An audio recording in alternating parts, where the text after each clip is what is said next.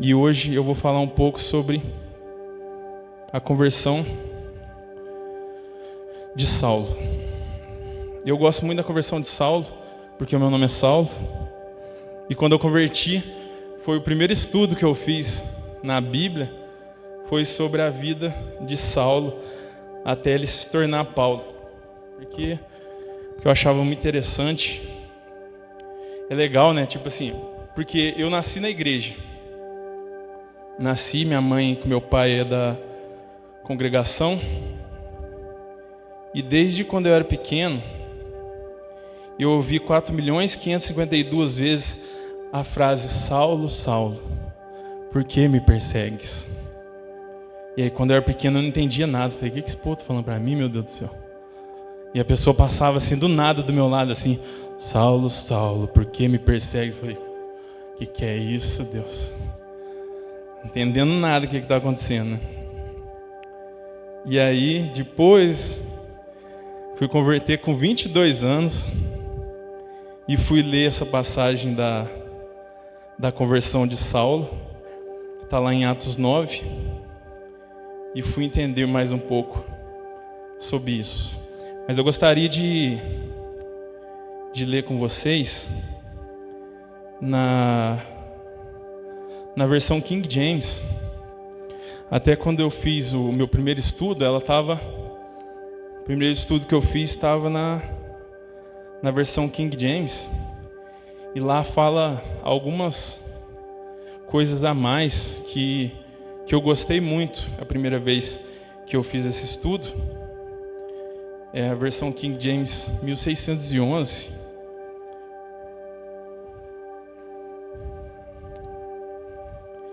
E aí a primeira coisa que eu descobri, quando eu estudei um pouquinho sobre a vida de Saulo, que outra coisa que me diziam muito também: aí, já virou Paulo? Já virou Paulo? E aí, já virou Paulo? É que, na verdade, o nome de Saulo para Paulo, assim, não foi trocado como se Saulo tivesse sido convertido e tivesse trocado de nome. Na verdade, naquela época era comum que os judeus tivessem dois nomes. Então é como se Saulo fosse o nome hebraico e Paulo fosse o nome romano. E como Paulo acabou sendo o pregador dos gentios, era mais propício para ele que ele se chamasse Paulo, que era o nome romano dele, para que ele conseguisse se achegar também nas pessoas, conseguisse ter mais liberdade em falar com as pessoas. Mas não foi algo como Abrão que se torna Abraão, como Jacó que se torna Israel. Foi mais como se ele realmente tivesse dois nomes. Então, eu não tornei Paulo, eu vou continuar Saulo mesmo. Então vamos partir para o texto.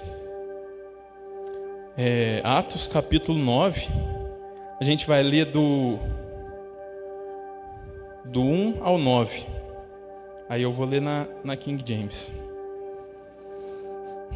E diz assim: E Saulo, respirando ainda ameaças e mortes contra os discípulos do Senhor, foi ao sumo sacerdote e pediu-lhe cartas para Damasco, para as sinagogas, para que quando ele encontrasse homens ou mulheres que eram do caminho, ele pudesse trazê-los presos a Jerusalém.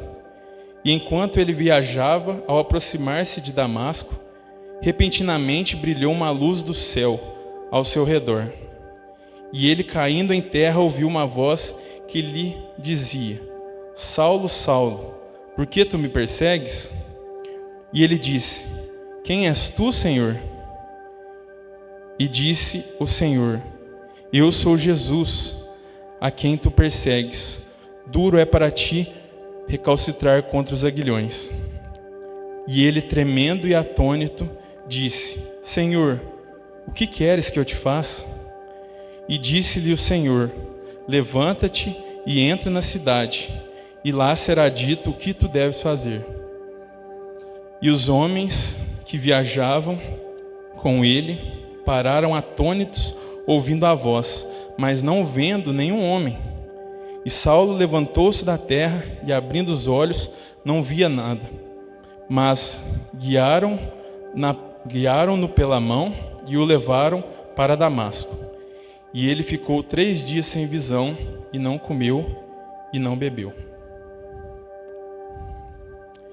Então, aqui na conversão de Saulo, primeiro para dar um contexto, a primeira vez que o nome de Saulo aparece na Bíblia foi na morte de Estevão, quando Saulo consentiu para que Estevão fosse morto. Estevão, o primeiro mártir da igreja. Então Saulo ele era um dos principais inimigos da igreja. Ele era realmente alguém que se colocava contra todos aqueles que pregavam o nome de Cristo. E no comecinho do texto a gente vai ver que ele estava buscando ele estava buscando um papel para que ele pudesse prender todos os cristãos que em Damasco que estivessem falando ou pregando o nome do Senhor.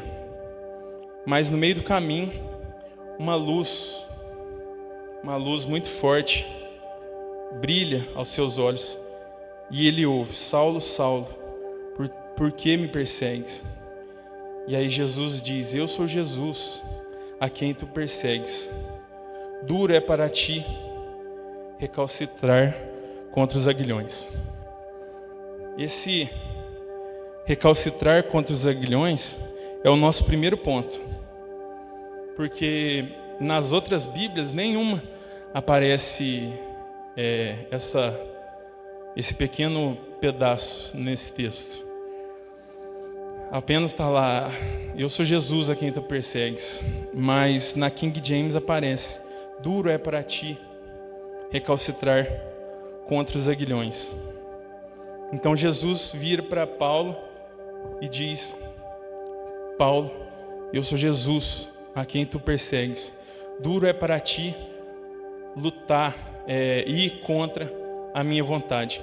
Aguilhões é tipo aquelas varas que, tipo assim, tem 4 boizinhos, né, seguindo.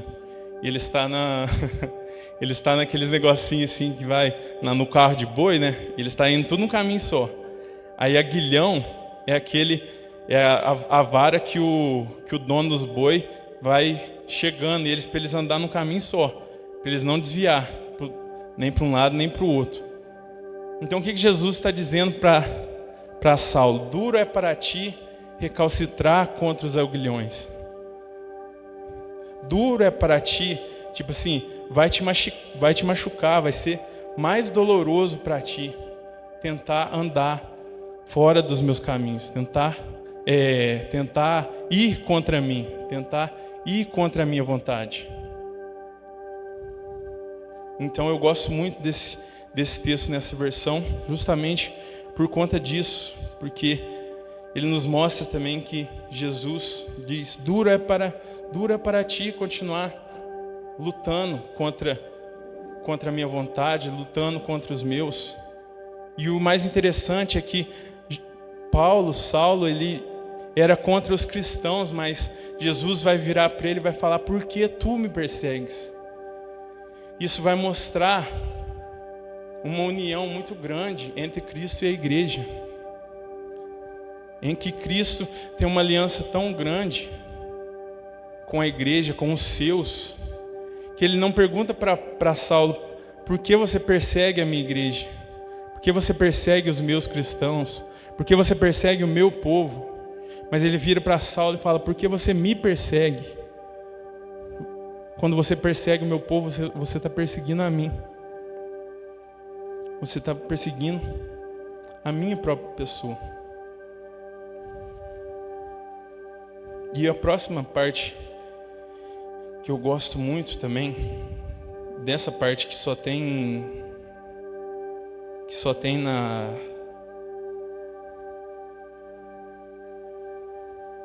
na King James, é quando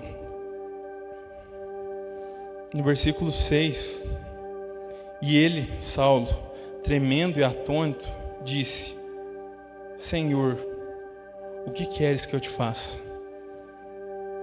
Sabe, Saulo, ele era um perseguidor dos judeus, dos cristãos no caso, né? Ele era um perseguidor dos cristãos que já tinha até consentido na morte de Estevão. Então você via que ele ia até as últimas consequências, que ele achava mesmo que os cristãos mereciam morrer. Ele era um homem de coração duro, mas um homem poderoso, porque em outro texto vai falar, ele era chefe de exércitos, ele era chefe de centúrias, ele comandava homens. Mas nesse texto a gente vê que Jesus, ao falar o nome dele, ele treme e atônito ele diz: Senhor, o que queres que eu te faça? Então a gente percebe aqui que não adianta toda a nossa raiva, todo o nosso coração duro, todos os nossos sentimentos ruins, todas as nossas angústias, porque se Jesus chegar e nos chamar pelo nome, Ele estilhaça todas as nossas defesas. Todas as nossas defesas. Esses dias eu estava conversando com a Tamires sobre o filme de Paulo, o apóstolo. E aí Paulo no filme está falando sobre Jesus. E aí ele fala assim, o dia que Jesus se apresentar a você, Ele vai estilhaçar todas as suas defesas. E nesse momento, você vai enxergar que sempre foi totalmente amado por Deus. E é isso que acontece. A conversão de Saulo, ela é tão legal porque, ela é muito igual acontece com a gente. Ela é muito igual acontece com cada um de nós. A luz brilha para nós também. A luz do Evangelho brilhou para nós e Cristo nos chamou pelo nome. Quando eu li isso aqui a primeira vez, eu acho que achou legal, né? Falei, nossa, olha, você viu, só tá meu nome aqui, ó. Jesus falando só meu nome na Bíblia. Bem egoísta, né? Daquele jeitão. Mas depois eu fui melhorando. Mas a gente vai ver que não é só o meu nome, não foi só o nome de Saulo aqui que Jesus chama, mas é o nome de todo aquele a quem Jesus ama. A luz do Evangelho vai brilhar para cada um e Jesus vai chamar cada um de nós pelo nome. E sabe, às vezes a gente está passando por um momento difícil, A adolescência é um momento muito difícil. E eu passei por momentos difíceis na minha adolescência, na minha juventude, que eu tinha uma birra muito grande contra Deus. Eu achava que Deus existia, mas Ele tinha largado mão de nós tudo. Que Ele não se importava com nenhum de nós, que Ele não se importava comigo. Então eu tinha uma birra muito grande com Deus. E aí eu era daqueles caras que ficava fazendo piadinha. Vê lá, esse Deus aí não tá nem aí não, posso falar o que eu quiser aqui, que nunca vai fazer nada. E aí eu era totalmente contrário a Deus. E eu vejo a minha vida como realmente como a de Paulo, como um inimigo do Evangelho. Quando eu tinha meus 12 anos mais ou menos, naquela época a gente sofria muito bullying na escola. Sabe quando você é cristão E aí fica aquela molecadinha da igreja católica falando, não vai no carnaval, não vai no carnaval. Você não vai, você não vai. Aí eu ficava, nossa, achando o trem mais ruim do mundo, desse ficar me zoando e tal. Aí eu falava pra minha mãe, nunca mais vou na igreja. Ela falava, não, você vai até os 12 anos. Depois você não precisa ir mais não. Aí o dia que eu fiz os 12 anos, eu cheguei pra ela e falei, eu não vou mais na igreja. Ela falou, não, então você não precisa ir mais. Aí eu não fui mais desde os 12 anos. E eu comecei a trabalhar muito novo, comecei a trabalhar com 13 anos mais ou menos. E aí, logo cedo, com 13 anos mais ou menos, já me envolvi com bebida. Comecei a beber, nem em festa, sabe, porque minha mãe... Eu ia para o trabalho, bebi com os motoristas do trabalho, depois do serviço, e ia para casa dormir. Porque eu não podia sair de casa, mas já bebia e não podia sair de casa. Isso foi até os 15 anos, mais ou menos. Aí com 15 anos eu comecei a sair de casa. Aí saí de casa e tipo assim, eu não só bebia. Eu bebia, passava mal com bebida e chegava em casa desmaiando de bebida. 14 anos, eu tive quase um coma alcoólico. Fui parar no hospital, as pessoas queriam chamar a polícia para meu pai. E aí minha vida foi seguindo naquela maneira, nos trancos e barrancos, 17 anos. Comecei, 18 anos, comecei a tirar carteira. Tirei a carteira, meu pai me deu um carro. Continuei bebendo e dirigindo. Bati o carro. Há 19 anos mais ou menos, foi me apresentado a droga. Comecei a usar droga porque me falaram que ia ser bom para mim não ficar muito ruim, para mim não bater o carro. Aí eu comecei a usar droga também. E sempre achando que Deus era horrível. Nossa, esse Deus aí, o povo fala de Deus, Deus tá nem com nada não.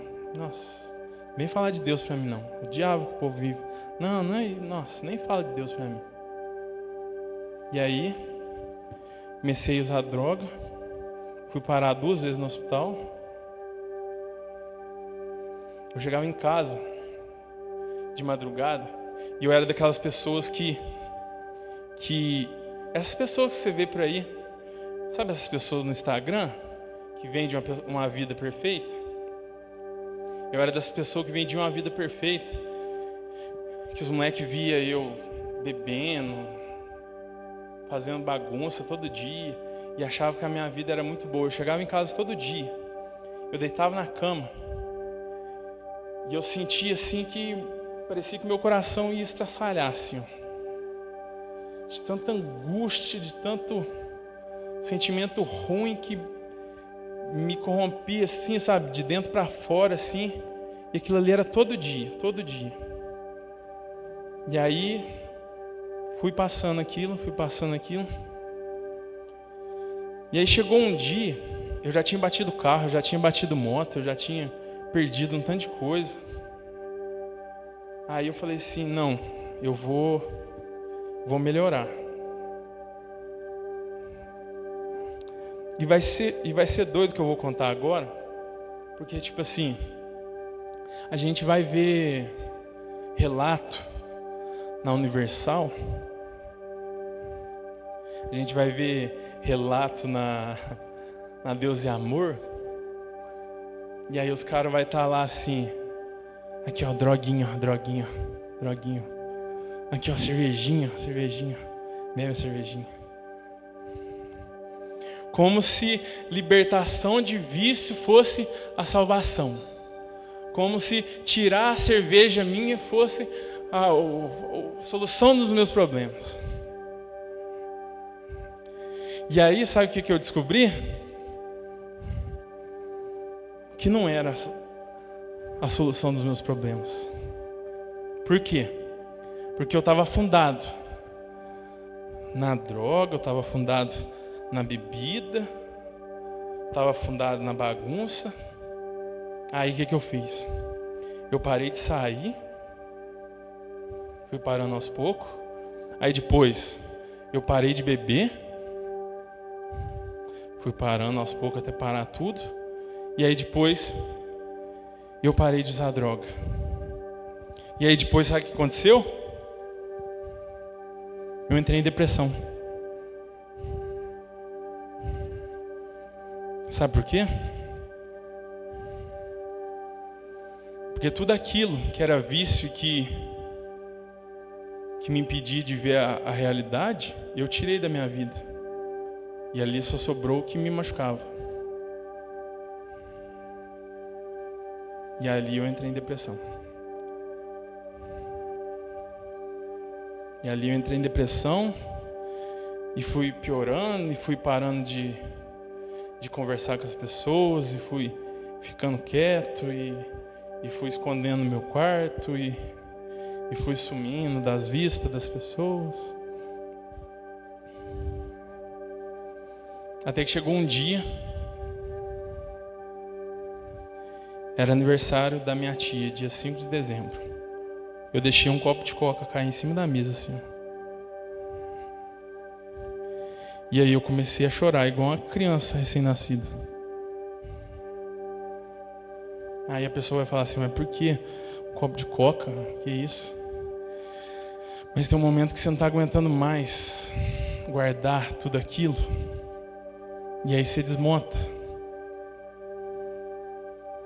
Mas minha mãe e meu pai foi tentar me ajudar. Mas chega um ponto que você não quer ouvir mais nada. Ah, você quer isso, você quer aquilo. Você quer que nós faz isso, aquilo outro. Não, para mim não serve mais. Então, chegou o último dia do ano. Dia 31.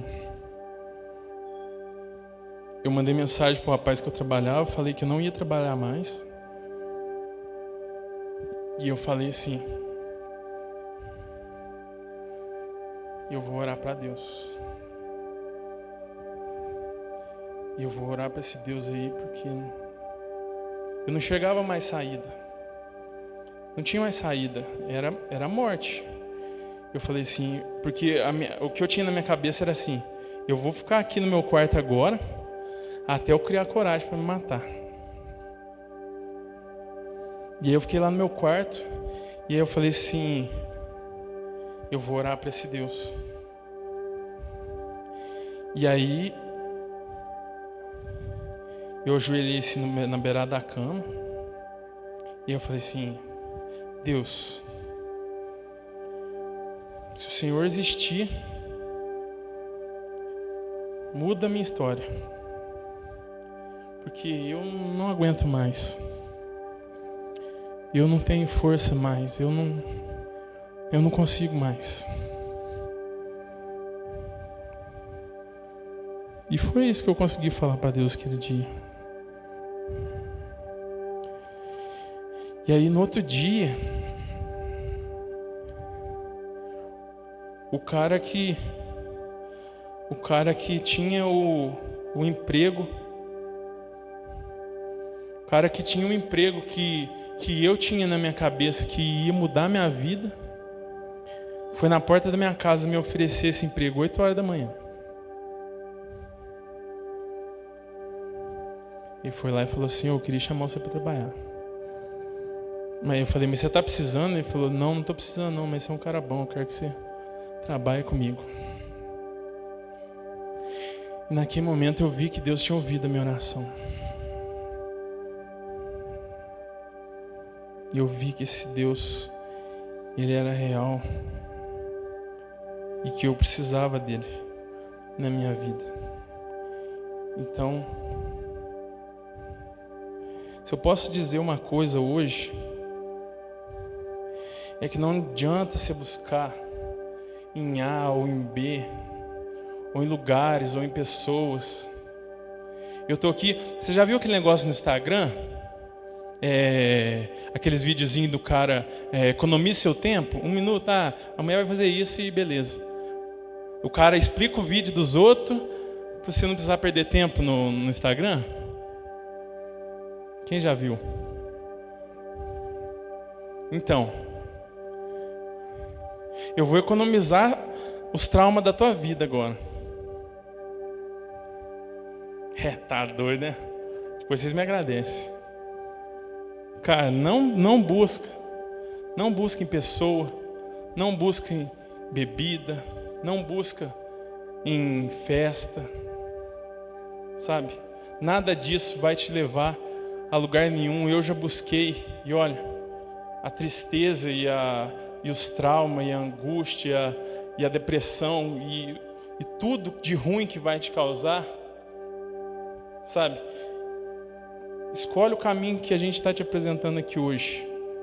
Eu te garanto, no dia que eu converti, teve um rapaz, ele é pai de um amigo meu. Ele é crente há 35 anos. Ele falou pra mim, ele me deu um abraço e falou assim: vai valer a pena. Vale a pena. Eu tô aqui 35 anos para dizer para você que vale a pena. Eu tô aqui 6 anos, mas eu acho que já dá para falar para vocês que vale a pena. Vale a pena. 6 anos eu posso falar para vocês que vale a pena. Sabe, vício nenhum vai suprir vazio, vai suprir trauma. Você não precisa de, é igual eu falei, você não precisa de bebida, você não precisa de cigarro, você não precisa de festa, você precisa de Jesus. Você precisa de Jesus, porque no momento que eu tirei todos os vícios da minha vida, nada mudou. Porque não é tirar vício da vida nossa que vai salvar. Vai salvar é você preencher a tua vida com Cristo, até transbordar. Isso vai salvar a nossa vida. Então não perde tempo não. Tá ligado? A maioria dos vocês tá na hora das escolhas, tá ligado? Tá no tempo de fazer escolha. Então, eu já vivi muito, olha, é tipo JK, é 50 anos em 5. Eu ia dormir, eu bebi de segunda a segunda, eu fazia festa de segunda a segunda, eu ia dormir 6h30 para trabalhar 7h30, para sair do serviço às 6, para sair de casa às 7. E era aquele círculo ali, ó, do que durava 5, 6 meses ali, ó. Dormia, sei lá, 2 horas, 3 horas por dia. E eu perdi tudo. Chegou um momento que eu perdi tudo. No momento que eu bati meu carro, eu perdi meus amigos. No momento que eu entrei mesmo assim na bebida forte, ali mesmo que aquilo se tornou um vício, não sobrou 2 do meu lado. E não queira entrar nessa vida, não, sabe? Às vezes a pessoa acha que é coisa à toa, bebida é coisa à toa, droga é coisa à toa. Tem gente que entra nisso e não sai nunca mais. Não sai nunca mais. Então, é um tempo de tomar boas escolhas para a sua vida, porque uma escolha errada que você fizer agora vai ecoar para o resto da tua vida. Pensa bem quantos anos você tem pela frente. Pensa bem, fizer um tanto de escolha errada agora. E tipo assim, eu, graças a Deus, fui encontrado por Cristo, mas as consequências do que eu fiz, elas não são apagadas. E eu colho algumas até hoje. Então a gente tem que pensar até nisso. Cristo, Ele nos encontra. E glória a Deus por isso. mas Ele não apaga as consequências do nosso pecado. Muitas das vezes a gente colhe Ele ainda, por tempos às vezes, dependendo do que a gente fez. Mas a gente vê que teve esperança para um pecador como Saulo, para um pecador como eu, que era realmente um perseguidor da igreja, que perseguia os cristãos, e Deus vai falar para Ananias. Ananias é aquele que vem para tirar a cegueira de Saulo, e Deus vai falar para Ananias que agora Saulo iria ver a beleza que era sofrer pelo nome de Cristo. Então é totalmente o contrário, né? Totalmente o contrário do que Saulo fazia antes. Então, há esperança para nós, e esse Deus, quando ele nos encontra, assim como Ele encontrou Saulo, Ele transforma totalmente a nossa vida. Assim como Saulo, de perseguidor a perseguido.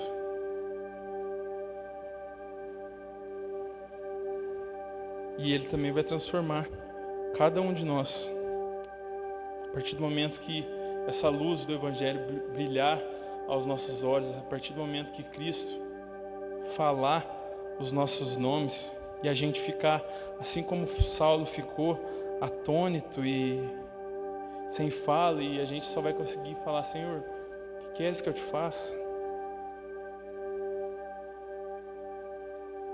Mas não só para aqueles que estão chegando agora, mas também para aqueles que estão aqui já há algum tempo na caminhada.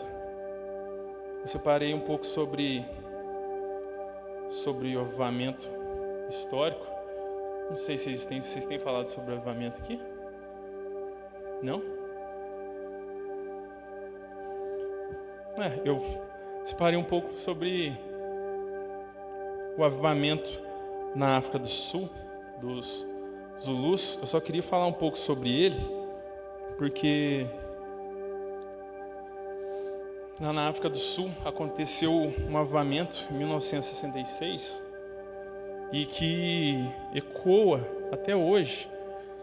Eu não sei se está até hoje, por exemplo, mas até alguns anos atrás estava acontecendo em alguns lugares do país, e que foi algo grandioso que Deus fez, e que começou com uma reunião, com um estudo bíblico. E por que eu estou dizendo isso? Agora eu queria dizer também que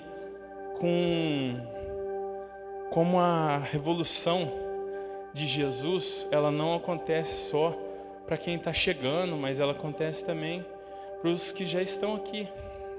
Jesus não revoluciona só a vida daqueles que acabaram de encontrá-lo, mas Jesus pode revolucionar a nossa vida, a vida daqueles que estão 20 anos com Ele, a vida daqueles que estão há 10 anos com Ele. Sabe por quê? Porque lá no avivamento da África do Sul, com os Zulus, os caras começaram um estudo bíblico por causa de mornidão, por causa de frieza espiritual. A pessoa que começou, chamado Erlo, começou um estudo bíblico entre cristãos para ver se suas vidas espirituais estavam de acordo com as Sagradas Escrituras. Então, muitas das vezes a gente se sente um pouco afastado de Deus, um pouco longe de Deus, um pouco frio, um pouco distante, sabe, aquela sensação esquisita. Mas para nós também há uma revolução que pode haver no nosso meio, na nossa vida, mas há também que haver um desejo, e no meio deles foi através da oração, através do arrependimento, da contrição, de realmente se arrepender dos seus pecados. E aquilo foi tão grande que as pessoas começaram a aparecer nas portas das casas, dizendo que queriam se arrepender dos seus pecados. Então, talvez na nossa vida, para aqueles que já estão na caminhada há algum tempo, às vezes falta só mais vontade. Às vezes a gente é muito reservado, eu ia falar reservado. É muito contentado, a gente olha para trás, fala, era bom o que Deus fazia. Era bom o que Deus fez lá 6 anos atrás. Nossa, era bom. Nossa, Deus fez tanto, né? Bom demais. Deus ainda pode fazer, Deus ainda é o mesmo. Basta que haja mudança, basta que haja desejo, basta que haja fome da nossa parte, como houve naquele povo, de buscar a Deus, de se arrepender. E aquele povo foi orando e se arrependendo, buscando contrição. E haviam reuniões que eles não conseguiam fazer sequer a iniciação da reunião, e alguém já ansiava, não, pelo amor de Deus, eu já posso orar? Tamanha fome. Talvez a gente devesse desejar mais algo desse tipo para nós, mais fome, sede de Deus. Talvez a gente devesse buscar mais algo de Deus e não somente falar. Acho que às vezes a gente fica muito só na escrita, só no planejamento. Vai começar por mim, que a gente possa realmente sair desse lugar de ovelhas gordas e que a gente possa buscar mais o nosso Deus, que Ele possa realmente fazer uma revolução, tanto dos mais novos quanto daqueles que estão aqui há mais tempo, mas que Ele possa transformar as nossas vidas para a honra e para a glória dEle mesmo. Vamos orar? Baixe suas cabeças.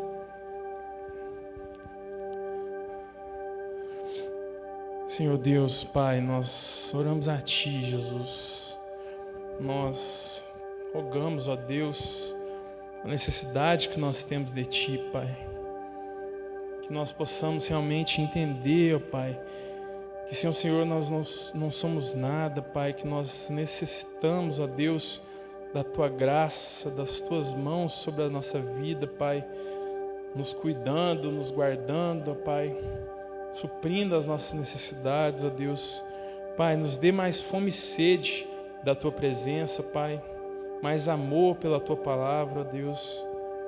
Pai, nós pedimos, ó Deus, assim como o Senhor, ó Deus, transformou a vida do apóstolo Paulo, ó Deus, que haja encontros com o Senhor aqui nessa noite, ó Pai.